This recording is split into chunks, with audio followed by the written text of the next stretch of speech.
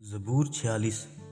خدا ہمارے ساتھ ہے، خدا ہماری پناہ اور قوت ہے، مصیبت میں مستعد مددگار، اس لیے ہم کو کچھ خوف نہیں۔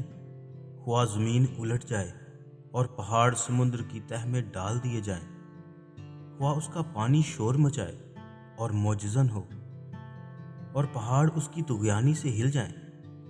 ایک ایسا دریا ہے جس کی شاخوں سے خدا کے شہر کو یعنی حق تعالیٰ کے مقدس مسکن کو فرحت ہوتی ہے۔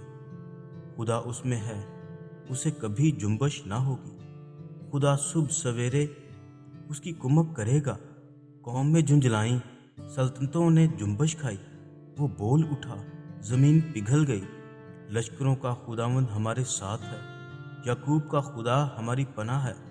آؤ خداوند کے کاموں کو دیکھو کہ اس نے زمین پر کیا کیا ویرانیاں کی ہیں۔